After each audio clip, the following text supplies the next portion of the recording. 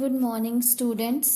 Today we are going to start our first unit of English course, that is Just for Fun, means for entertainment.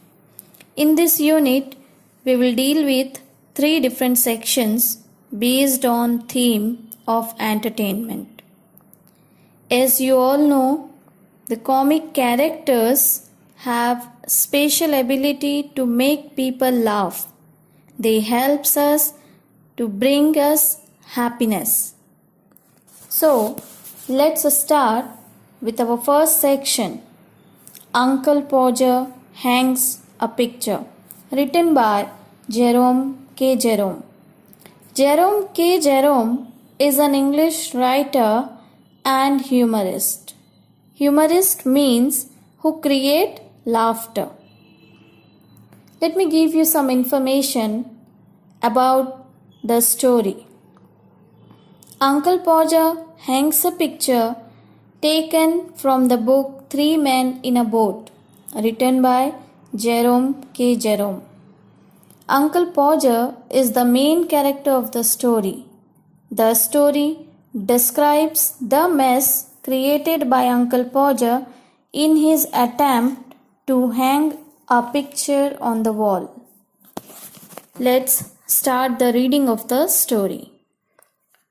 You never saw such a commotion up and down a house in all your life as when my Uncle Podger undertook to do a job. Commotion means a state of confused and noisy disturbance.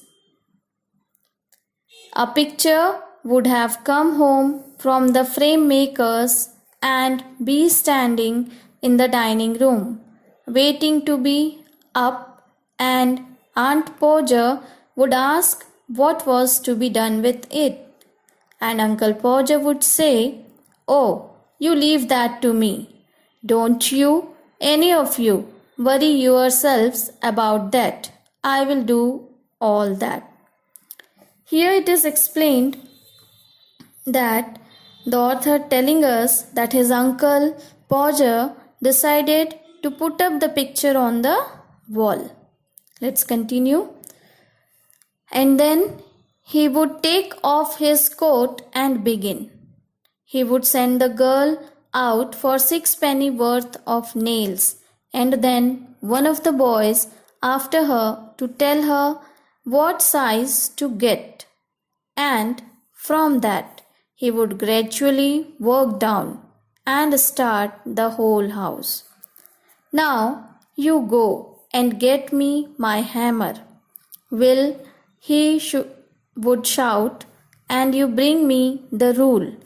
Tom and I shall want the step ladder, and I had better have a kitchen chair too.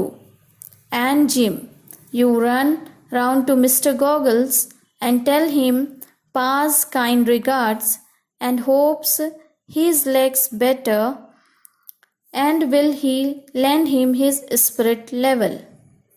And don't you go, Maria, because I shall want somebody to hold me the light, and when the girl comes back, she must go out again for a bit of picture cord. And Tom, where is Tom? Tom, you come here. I shall want you to hand me up the picture."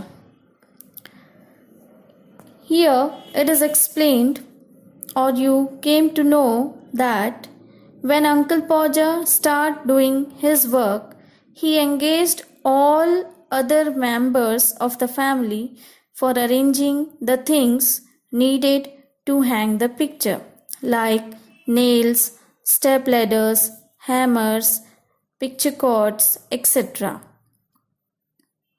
Let us continue.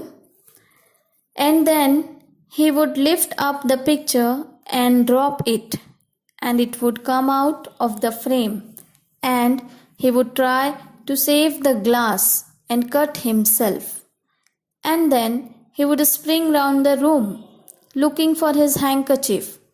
He could not find his handkerchief because it was in the pocket of the coat he had taken off, and he did not know where he had put the coat, and all the house had to leave off looking for his tools and start looking for his coat, while he would dance round and hinder them. Doesn't anybody in the whole house know where my coat is? I never came across such a set in all my life. Upon my word, I did not. 6 of you, and you can't find a coat that I put down not 5 minutes ago? Well, of all the. They had get up, then he would get up and find that he had been sitting on it and would call out, "Oh, you can give it up.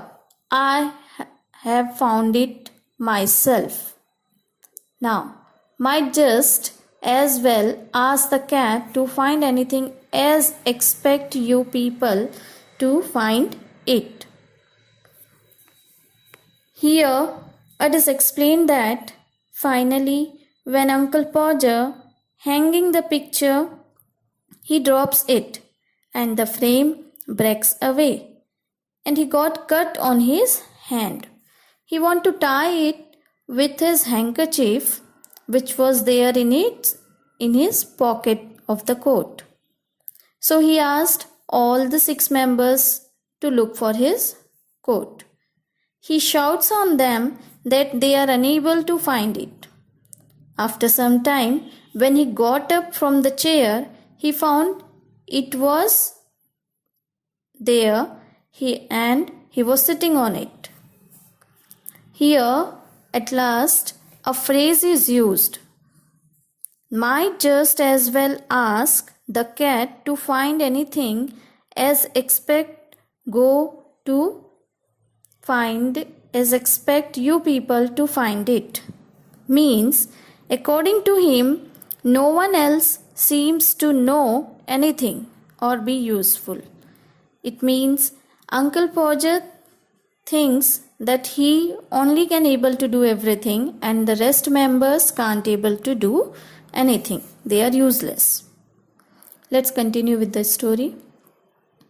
And when half an hour had been spent in tying up his finger, and a new glass had been got, and the tools and the ladder and the chair and the candle had been brought, he would have another go, the whole family, including the girl and the charwoman, standing round in a semicircle ready to help. 2 people would have to hold the chair, and a third would help him up on it and hold him there, and a fourth would hand him a nail, and a fifth would pass him up the hammer, and he would take hold of the nail and drop it. There he would say in an injured tone, "Now the nail's gone." And we would all have to go down on our knees and grovel for it, while he would stand on the chair and grunt and want to know if he was to be kept there all the evening. Now, after spending half an hour on changing the frame and tying the injury, when he made another attempt to hang the picture, he loses the nail. And he again asked the children to find it out. By that time, when the children found the nails, he was shouting on them that how much time it will take to find the nail. When they found the nails, now by that time he lost the hammer. So let's continue with the story. Where is the hammer?